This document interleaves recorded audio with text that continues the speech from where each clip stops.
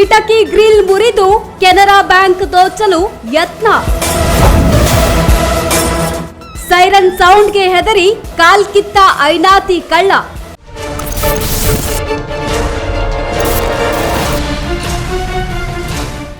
ಒಂದು ಕಡೆ ಬ್ಯಾಂಕ್ ಕಿಟಕಿ ಬಳಿ ಪರಿಶೀಲನೆ ನಡೆಸಿರುವ ಪೊಲೀಸರು, ಮತ್ತೊಂದು ಕಡೆ ನಮ್ಮ ಹಣ ದರೋಡೆಯಾಯ್ತಾ ಎಂಬ ಭಯದಲ್ಲಿ ಬ್ಯಾಂಕ್ ಮುಂದೆ ನಿಂತಿರುವ ಗ್ರಾಹಕರು.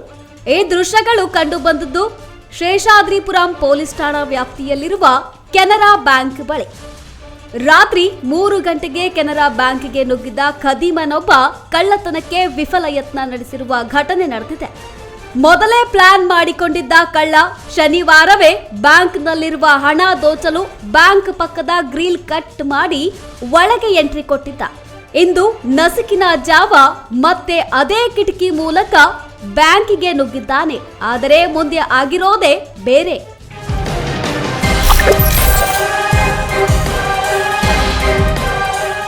ಬ್ಯಾಂಕ್ ಒಳಗೆ ಎಂಟ್ರಿ ಕೊಟ್ಟ ಮೇಲೆ ಅಲ್ಲಿರುವ ಕೆಲ ಡ್ರಾಯರ್ನಲ್ಲಿ ಹಣ ಇದೆಯಾ ಎಂದು ಹುಡುಕಿ ನಂತರ ಕ್ಯಾಶ್ ಕೌಂಟರ್ ಬಳಿ ಹೋಗಿ ಹಣ ದೋಚಲು ಯತ್ನಿಸಿದ್ದಾನೆ.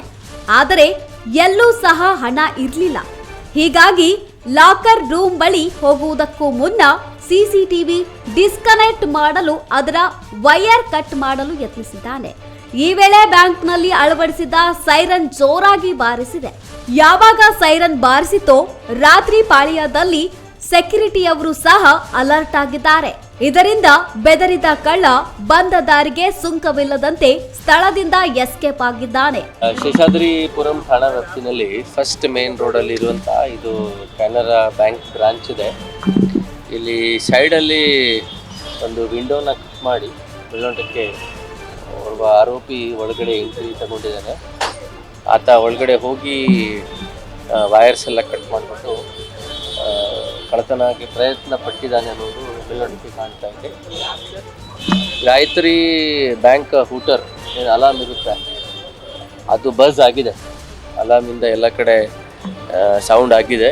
ಆಗ ಬ್ಯಾಂಕ್ ಸೆಕ್ಯೂರಿಟಿ ಗಾರ್ಡ್ ಸುತ್ತ ಚೆಕ್ ಮಾಡಿದ್ದಾನೆ. ಬಟ್ ಆತನಿಗೇನು ಆ ಸಂದರ್ಭದಲ್ಲಿ ಏನೋ ಕಾಣಲಿಲ್ಲ.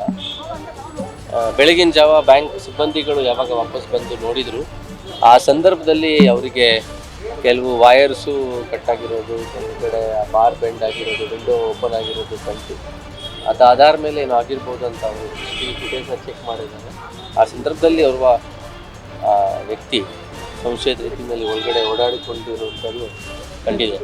ಅದು ಆಧಾರ ಮೇಲೆ ಅವರು ದೂರನ್ನ ಕೊಟ್ಟಿದ್ದಾರೆ. ಅದರನ್ನು ಪ್ರಕರಣ ಹಾಕಲಾಗಿದೆ.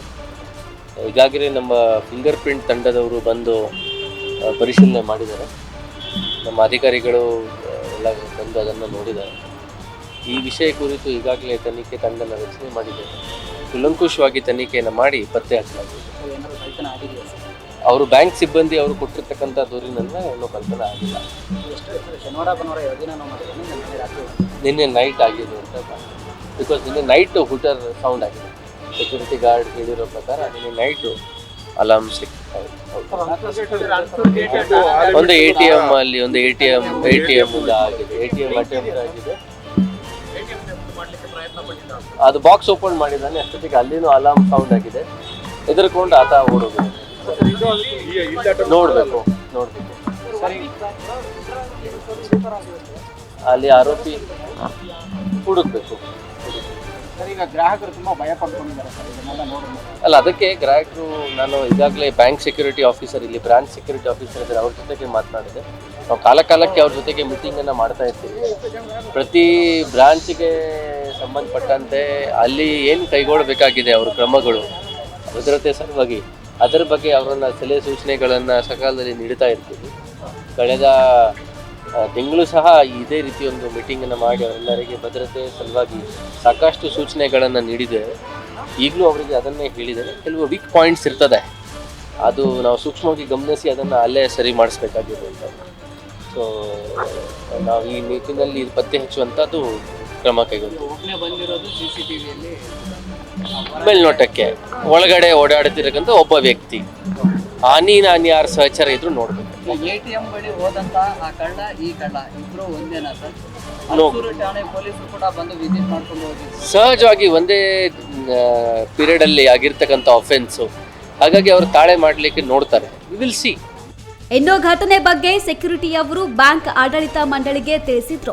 ಬೆಳಿಗ್ಗೆ ಬ್ಯಾಂಕ್ ಬಳಿ ಬಂದು ನೋಡಿದ ಸಿಬ್ಬಂದಿ ಸ್ಥಳೀಯ ಪೊಲೀಸರಿಗೆ ಮಾಹಿತಿ ನೀಡಿದ್ದಾರೆ.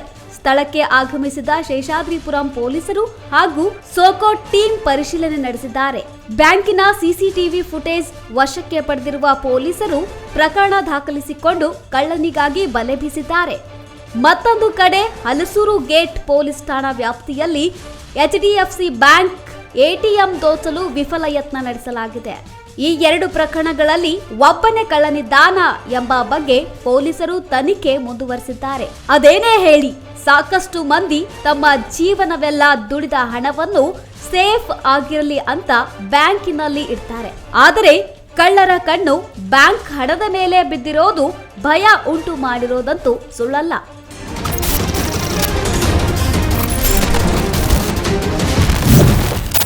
ಕ್ಯಾಮರಾಮ್ಯಾನ್ ಚಂದ್ರಕಾಂತ್ ಜೊತೆ ನಿಸರ್ಗ HK, crime bureau, speed news Kannada, Bengaluru.